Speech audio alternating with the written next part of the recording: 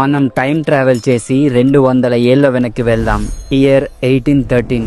ఒకసారి ఊహించుకోండి, అప్పటి హైదరాబాద్ లో మంచి హాస్పిటల్సే లేవు, సరైన మందులు కూడా లేవు. సరిగ్గా అప్పుడే ప్లేగు అనే ఒక భయంకరమైన వైరస్ సిటీలోకి ఎంటర్ అయింది. అది ఎంత డేంజరస్ అంటే పొద్దున్న ఆరోగ్యంగా ఉన్న మనిషి సాయంత్రానికి ప్రాణాలు వదిలేవారు. లిటరలీ జనం పిట్టల్లా రాలిపోతున్నారు. ప్రతి ఇంట్లో ఏడుపులు, ప్రతి వీధిలో భయం.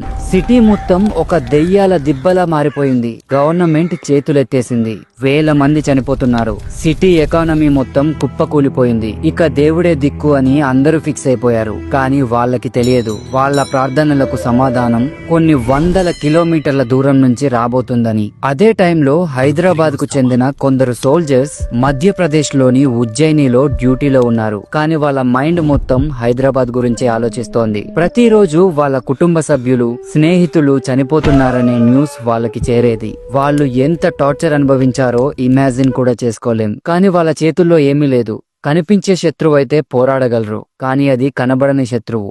అప్పుడే వాళ్ళు ఒక డేరింగ్ డెసిషన్ తీసుకున్నారు. వాళ్ళు నేరుగా ఉజ్జయిని మహాకాళి టెంపుల్ కి వెళ్లారు. అక్కడ అమ్మవారి పాదాల మీద పడి, తల్లి, మా హైదరాబాద్ ను కాపాడు, ఈ భయంకరమైన రోగాన్ని ఆపు, నువ్వు మా సిటీని కాపాడితే మేము తిరిగి వచ్చి నీకు గుడి కట్టి లైఫ్ లాంగ్ బోనం సమర్పిస్తాం అని మొక్కుకున్నారు.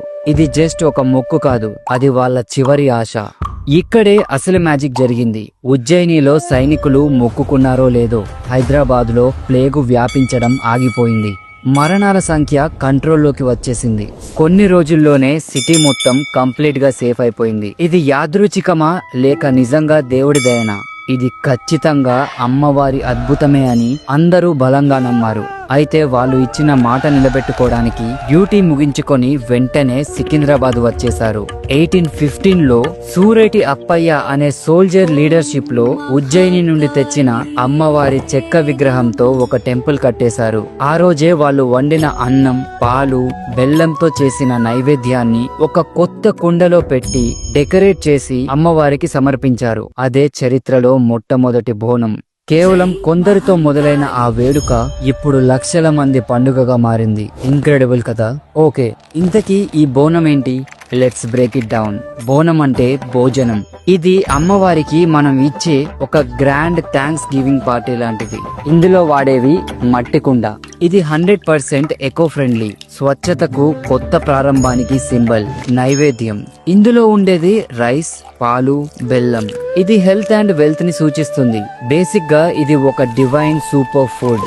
అలంకరణ, కుండకి పూసే పసుపు ఒక యాంటీసెప్టిక్, వేపాకులు ఒక మెడిసిన్. ఇది కేవలం డిజైన్ కాదు, దీని వెనక సైన్స్ ఉంది. కుండపై ఉండే ఈ చిన్న దీపం చీకటిని తరిమి కొట్టే జ్ఞానానికి సింబల్. ఆ దీపం ఆరిపోకుండా చూసుకోవడమే ఒక ఛాలెంజ్. ఈ బోనాన్ని మహిళలే తలపై ఎత్తుకుంటారు, ఎందుకంటే వాళ్లే శక్తికి అసలైన రూపం. వాళ్ళు నడుస్తుంటే సాక్షాత్తు అమ్మవారే నడుచొచ్చినట్లు ఉంటుంది. What a powerful visual. బోనాల ఫెస్టివల్లో మరో మెయిన్ అట్రాక్షన్ ఉంది. అతనే పోతురాజు. ఈయన లేకపోతే పండుగలోకి కిక్కే ఉండదు. పోతురాజు గ్రామ దేవతలైన 7 అక్కా చెల్లెలకు ఏకైక సోదరుడు. సింపుల్ గా చెప్పాలంటే ఆయన అమ్మవారికి, అలాగే ఆ తల్లి భక్తులకి బాడీగార్డ్ లాగా. చూడటానికి ఒక వారియర్ లా ఉంటాడు. ఒళ్ళంతా పసుపు, నుదుటపై పెద్ద కుంకుమ బొట్టు, కాళ్లకు గజ్జెలు. ఆయన లుక్కే అదిరిపోతుంది. ఆయన చేతిలో ఎప్పుడూ ఒక కొరడా ఉంటుంది. డప్పు సౌండ్ కు డాన్స్ చేస్తూ తనను తానే కొట్టుకుంటూ గాల్లోకి కొరడాను జులిపిస్తాడు.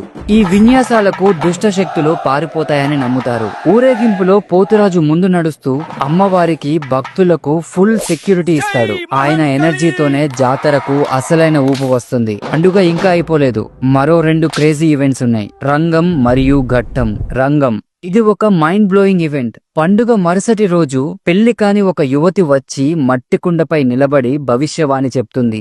ఆమెలో అమ్మవారు ఆవహించి నెక్స్ట్ ఇయర్ వర్షాలు ఎలా ఉంటాయి, రాష్ట్రంలో ఏమవుతుంది అన్ని లైవ్ లో చెప్తుందని నమ్ముతారు. Think about it. ఇది ఒక లైవ్ ఫ్యూచర్ ప్రిడిక్షన్. రంగం అంటే భవిష్యవాణి. నెక్స్ట్ ఘట్టం. ఘట్టం అంటే అమ్మవారి ప్రతిరూపమైన ఒక డెకరేటివ్ కలశం. పండుగ చివరి రోజు ఈ ఘట్టాన్ని ఏనుగుపై పెట్టి సిటీ మొత్తం గ్రాండ్ గా ఊరేగిస్తారు. ఇది పండుగకు గ్రాండ్ ఫినాలే లాంటిది. వేలాది మంది ఈ ఊరేగింపులో పాల్గొంటారు. ఫైనల్ గా ఘట్టాన్ని నీళ్ళలో నిమజ్జనం చేయడంతో పండుగ అఫీషియల్ గా ముగుస్తుంది. సో చూసారు కదా, బోనాలు ఒక ఫెస్టివల్ కాదు, ఇది ఒక ఎపిక్ ఈవెంట్. ఈ పండుగలో కులం మతం అనే తేడానే లేదు.